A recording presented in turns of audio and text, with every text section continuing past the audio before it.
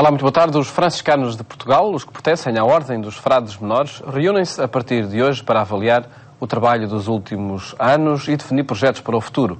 O padre Vítor Melícias é o responsável por esta congregação em Portugal e hoje convidado do programa Eclésia. Muito boa tarde, obrigado por estar neste programa, padre Vítor Melícias. Antes de falarmos do capítulo... Boa tarde, muito obrigado pela oportunidade de estarmos aqui. Antes de falarmos sobre o capítulo e os projetos dos franciscanos para os próximos tempos, perguntava-lhe sobre como viveu esta Páscoa e como sentiu esta Páscoa na Igreja Católica. Diferente pela eleição do novo Papa, um Papa franciscano, ou jesuíta com o espírito franciscano? À boa maneira franciscana. Ou seja, antes de mais, com alegria e com esperança de um futuro que se renova sempre. São Francisco de Assis foi um grande celebrante, sobretudo do Natal, do nascimento de Jesus Cristo, mas celebrava também a Páscoa e incutia essa alegria nos frades. E entre os primeiros, o primeiro português foi Santo António de Lisboa, como todos sabemos, primeira vocação missionária franciscana. Aliás, estamos a preparar a celebração do 8º centenário dessa primeira vocação. E Santo António de Lisboa, nos seus famosos sermões, que estão editados em 2 línguas, tem exatamente o sermão da Páscoa, em que ele se refere à flor da amendoeira, a flor que renasce. E a Páscoa para nós é exatamente uma flor e uma flor de vida. Vivi hoje em Igreja essa grande esperança que se vai difundindo em todo o mundo com a própria eleição do novo Papa. Sente-se o renascimento na Igreja? Sinto, sobretudo, uma grande vontade de que se faça uma mudança e que se faça uma mudança serena, mas uma mudança a favor de um futuro de esperança. Aquilo que há 50 anos nós proclamávamos em Concílio Vaticano II, a alegria e a esperança, reaparece agora quase que com uma força, com um elan de Páscoa. E sente-se isso, quer na multidão que acorre quando o Papa vem, a abraçá-los e a beijar-lhes as criancinhas, ou no seu sapato preto de homem peregrino, a trazer o sorriso de um homem bom, de um homem como nós, de um de nós todos.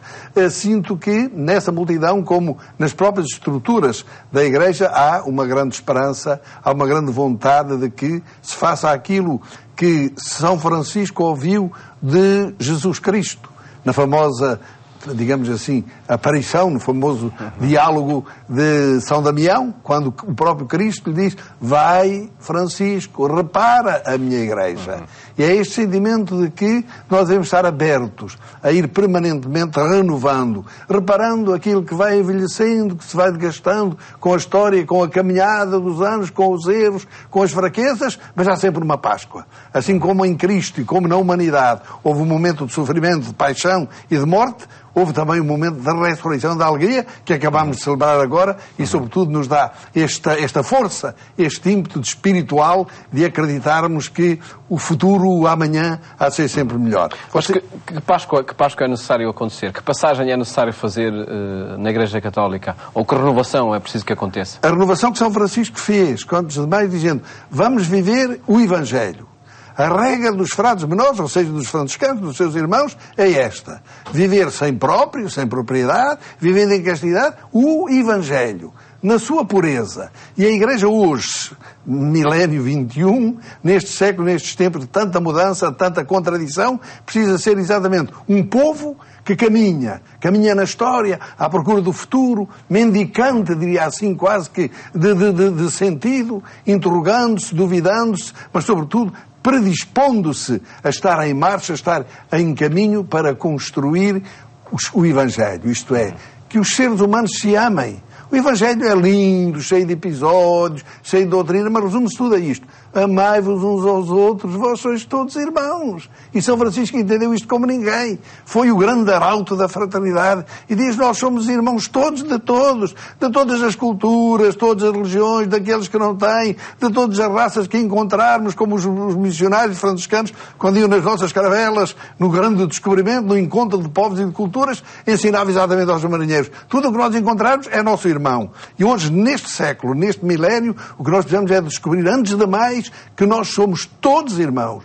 Não criamos divisões, nem separações, nem dentro nem fora da Igreja. Na própria Igreja, que precisa de ser reparada, que precisa de ser revitalizada, a revitalização há de começar por isto. Apreciarmos a diferença. Nós vimos do fim do mundo, como veio este Papa agora, nós vimos de culturas tão diferentes, de jeitos e de tradições tão diferentes, mesmo que entre nós nem todos têm a mesma visão teológica, nem todos veem a mensagem de Cristo da mesma maneira. Há que haver este grande sentido de um respeito. Não há teólogos a condenarem teólogos, não há papas a condenarem teólogos, não há movimentos a condenarem outros movimentos, a acharem que estes é que são os bons, os outros são os menos bons ou os maus. Não, tudo é bom, tudo é grande, sobretudo se tudo é e for vivido com sentido de fraternidade. Tem uma enorme atualidade a mensagem de São Francisco de Assis, e este Papa, quando escolheu com tanta felicidade, eu costumo referir... Esperava essa escolha? Eu não esperava, fiquei surpreendido, mas fiquei encantado. Já lhe chamo o Papa de belo nome. Um nome verdadeiramente de promissão. Porque é um nome que, através da história e hoje, traz marcas de uma atualidade enorme. Aquilo que podemos chamar o carisma, a força espiritual dinamizadora de São Francisco de Assis, tem uma enorme atualidade porque ele é o pregador da fraternidade. O que é que o mundo precisa mais hoje do que de fraternidade, de respeito nos direitos dos homens, nos direitos das mulheres, nos direitos das crianças, no respeito das etnias, no respeito dos povos, o respeito da própria natureza, que é, como dizia São Francisco, a nossa mãe e a nossa irmã. O próprio Papa, nesta mensagem já tão franciscana do início do seu pontificado, quando ele nos convida, e foi logo na primeira intervenção que teve, a caminhar, diz, agora vamos iniciar um caminho juntos, um caminho que seja de fraternidade. Cá está a fraternidade, que seja exatamente de bom entendimento, de assumirmos todos a caminhada como sendo a caminhada não de cada um, mas de nós todos juntos. O Papa apela exatamente a este sentido, de que haja uma abertura, um respeito de abertura ao diálogo interreligioso. Já os outros papas anteriores vinham, felizmente depois do Vaticano II, vincado tanto, mas este Papa toma logo isso. Os irmãos islâmicos, os irmãos judeus, são nossos irmãos, vamos conver-los. Oh, irmãos judeus, rezem por nós, rezem por mim, eu também rezo por vocês, coisa mais então, bonita, mais franciscana. Acredita então que este Papa, este líder da Igreja Católica, é a pessoa indicada para essa renovação e para que os sinais que ele próprio foi dando se transformem em renovação na Igreja? Acredito, espero muito e como ele pede, rezo muito. E nós, os franciscanos, como espero que toda a gente faça, rezamos por isto mesmo. Para que o Papa seja um sinal, um sacramento, um estímulo para que nós todos nos empenhemos, repito, neste respeito da diversidade, para criar a grande unidade da caminhada comum, todos a caminho rumo ao futuro, que aliás é o lema e o tema do capítulo que hoje os franciscanos iniciam em Portugal. E já falaremos. Exatamente. Este tema é um convite a que, dinamicamente, a Igreja não pode ser um povo a olhar para trás, olhar para a história, olhar para o passado, não um povo parado. Aliás, o Papa teve uma frase muito bonita, também logo na primeira alocução que fez, diz, se nós paramos, tudo se detém. Enquanto que o mundo e a história caminham, o tempo caminha, nós paramos, não podemos parar. Nós temos que ir exatamente com toda a humanidade, como um povo, à procura exatamente de sentido, como dizíamos há bocado, mendicantes de sentido para a nossa presença na história de hoje. Falamos então dos franciscanos em Portugal. Como é que está esta congregação, esta Ordem dos Frades Menores? Está exatamente a caminho e a caminho sempre com esperança. Os franciscanos, como é reconhecido desde Agostinho da Silva, os grandes mestres, Guilherme Oliveira Martins de hoje, os franciscanos são herdeiros de uma cultura, de uma identidade cultural e espiritual que se identifica muito com a identidade cultural do povo português. Exatamente, são irmãos, peregrinos, irmãos mendicantes, digamos assim, livres, soltos, não estão propriedade, não estão agarrados às coisas, estão agarrados nem ao seu próprio tempo, estão sempre voltados ao futuro. Ora bem, nós estamos aqui desde 1217 e, como disse Santo António, foi a primeira grande vocação. E estamos aqui andando onde os portugueses andaram. A diáspora é um povo que parte, mas fica cá mesmo com saudades, que vai e vem. Ora, estes irmãos do encontro, irmãos da fraternidade universal, construíram uma história onde o franciscanismo marca grande presença. E hoje, sendo menos em número de vocações, sendo menos em quantidade, permanecemos herdeiros do mesmo desafio, da mesma qualidade de modernidade. Portanto, eu diria que a Ordem Franciscana em Portugal, como aliás no mundo, está com a consciência de que reduziu em número de irmãos, mas aumentou em apelo e em interpelação. O mundo pede de nós que tenhamos a capacidade de manter vivos estes grandes valores, estes grandes ideais. Por isso a Ordem Franciscana em Portugal,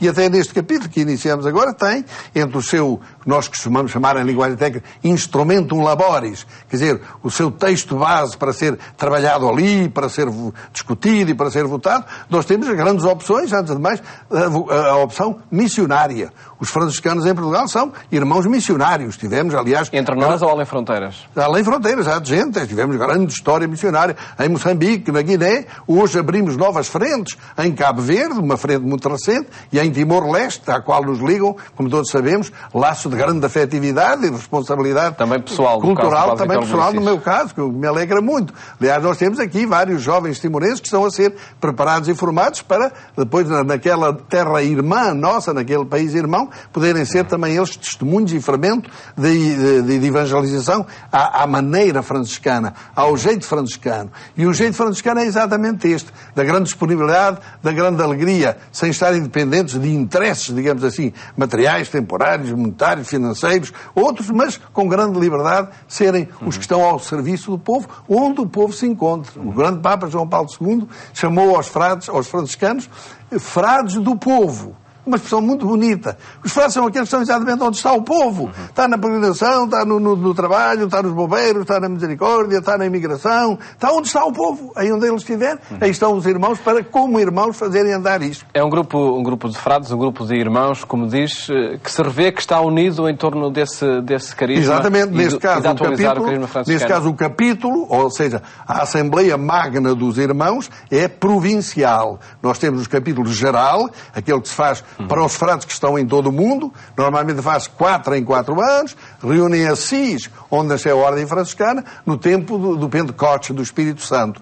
Depois há o capítulo local, em cada convento, chamado Fraternidade, os frades de vez em quando reúnem em capítulo local. Este é o capítulo provincial. Uma província o que é? É um conjunto de conventos, no caso português corresponde a todo o país, como noutros casos, há outros países que têm mais do que uma província. Na nossa, a província de Portugal corresponde aos frades franciscanos de todo o Portugal.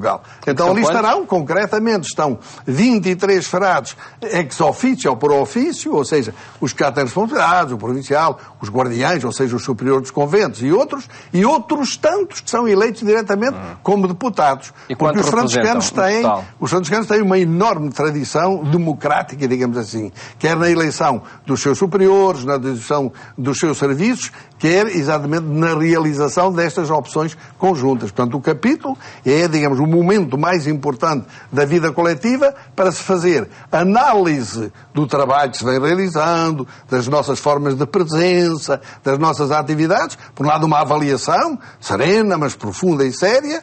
Não estamos a fazer coisas que já não têm nada a ver com este tempo. E depois programarmos aquelas que são prioridades mais adequadas ao tempo. Nós hoje somos 120, digamos assim, 127 em Portugal. Temos no exterior ainda um ou outro irmão, na Guiné, em Pretória de Moçambique, depois outros irmãos que estão ou em estudo ou em situação de ação apostólica direta, mas estes que se encontram em 16 conventos, mais concretamente até 16 conventos e 17 situações concretas, são os irmãos que se reúnem ali. 23 mais 23 delegados eleitos para, por um lado, e fazer a eleição dos superiores para o próximo triênio, para o próximo mandato. Normalmente os nossos superiores são eleitos de 6 em 6 anos. Mas também pode ser apenas por 3 anos, que pode eventualmente ser aquilo que venha a acontecer. Mas são eleitos pela base. No caso, o Padre Vítor Melícias... Eu termino o meu mandato agora. E será eleito novamente? Isso não, Deus sabe. É o que se pode prever. Aqui não se faz futurologia. No capítulo dura a semana aqui toda. Não há papabili nestas coisas, não. E não há candidatos, não há papá, não é candidato. Sim. Falemos ainda do trabalho dos franciscanos, nesses 17 situações, 17 projetos, creio que falou. De que forma é que hoje concretizam esse espírito de Assis? Em que projetos concretos? Os mais concretos é dar prioridade aos pobres, ou apoio aos pobres, aliás, a mesma que o Papa acabou por fazer agora, e dá prioridade à chamada ação socio-caritativa. Porque, dadas as condições atuais do mundo, há que fazer nova evangelização, com grande disponibilidade dos irmãos para irem onde ser preciso, onde for preciso, aquilo que chamamos em itinerância, digamos assim, em liberdade de irem para as tarefas para que são chamados, mas depois dar prioridade exatamente a isto. A uma presença missionária, nós somos missionários e o povo português é um povo missionário, a Ordem Franciscana é uma ordem missionária, ou enviando irmãos para o exterior, ou realizando aqui esse apoio à cristianização do mundo, fazer esta nova evangelização por ação socio-caritativa. Temos, por exemplo, e inauguramos há menos de um ano, em Braga, onde vai ocorrer agora o capítulo, nós temos aqui ao lado Domus Fraternitas, que é uma casa que foi constituída até com apoio da Igreja Portuguesa, com grandes apoios da população portuguesa, foi constituída como uma casa para acolher os enfermos em grandes necessidades, situações ou de saída, ou situações, sobretudo, de necessitarem de cuidados continuados. É uma casa, efetivamente, com mística franciscana e que está a fazer um trabalho excelente e com um grande sentido de solidariedade das pessoas. Temos uma outra obra que é da Imaculada Conceição de Santo António, aqui em Canessas, ao pé de Lourdes, ao pé de Odivelas e Dona Maria. Temos o pão chamado Pão de Santo António, não só apenas na Igreja Casa de Santo António, mas em quase todos os conventos. E é um dos aspectos que vai ser tratado neste capítulo, é encontrar a forma de atualizar e mobilizar, dinamizar o Pão de Santo António para que se possa responder mais a esta crise atual, que até é a crise alimentar, como todos sabemos, em que há, à porta dos conventos, gente que acorre e que vem mais, embora bem os irmãos são disponíveis para mobilizarem a solidariedade de maneira a que os pobres sejam os primeiros dos irmãos e os primeiros a serem atendidos. Portanto, missão, apoio aos pobres, ação socio-caritativa e disponibilidade dos irmãos são grandes temas deste nosso capítulo. São traduzidos por este slogan, a caminho rumo ao futuro. Que futuro é este que querem construir? Exatamente, e curiosamente coincidiu, embora o lema tenha sido escolhido antes, com aquilo que o próprio Papa tomou logo na sua intervenção, quando foi do Habemus Papa, não é? Quando ela apareceu na Lógia Vaticana, ele disse, vamos então iniciar agora este caminho. Curiosamente é um caminho, portanto a nossa atitude de espírito é uma atitude de gente que não quer ficar parada, quer avançar, mas avançar para o futuro. O futuro está sempre a acontecer. O futuro que não sabemos quer bem definir. Para nós o futuro não é um objetivo já definido. É um caminhar que se vai construindo, um bocadinho à maneira do poeta espanhol, não é? El camino se hace caminando. O caminho vai-se fazer caminhando. E os frades são exatamente aqueles que, como os discípulos de Emaús, na caminhada, estão livres, estão disponíveis para construir o futuro conforme ele for acontecendo e o Espírito de Deus quiser e não como eles já previamente tinham definido. Que projetos serão sujeitos à análise neste capítulo para o futuro? E projetos que são exatamente dentro deste grande enquadramento, exatamente. Os projetos missionários, Timor e Cabo Verde, sobretudo esses. Os projetos referentes à chamada pastoral juvenil e vocacional, quer dizer, poder mostrar aos jovens a atualidade do carisma franciscano e a atualidade da vida franciscana. Podemos, portanto, ajudar a renovar toda essa área e depois a disponibilidade dos próprios irmãos para atenderem às várias áreas. Hoje, até naquilo que se chama o Projeto Europa, os franciscanos, na sua organização europeia, chamada União dos Frades Menores da Europa, adotaram há 2 anos, e até foi aqui numa reunião em Lisboa, um chamado Projeto Europa, no qual a primeira linha é estarmos disponíveis para novas formas de evangelização. Não sermos fixistas nas maneiras tradicionais, sem as recusarmos. As maneiras tradicionais da piedade popular, dos sacramentos, mas estarmos abertos a novas formas. O que nós chamamos novas fraternidades, novas modalidades de convento, de presença concreta e novas modalidades também de pregação, de participação da palavra, de transmissão da palavra. De que forma se podem traduzir essas novas formas? Novas formas é, por exemplo, em vez de um convento tipo mosteiro, mais tradicional, haver um convento que seja mais uma vida de irmãos. Cada um nas suas tarefas, etc., mas vivendo muito o sentido de irmãos na diversidade, construindo um caminho comum. Há um antigo ministro-geral da Ordem chamado Bini, que tem vindo a liderar experiências na Europa. Hoje já há 42 conventos na Europa com essa nova modalidade. Significa que há uma reforma que está a acontecer e que em Portugal poderá eventualmente acontecer. É um dos temas também do capítulo que agora iniciamos, é exatamente haver ou não fraternidades novas, chamadas fraternidades de inserção. Mais uma fraternidade, isto é um convento, mais inserido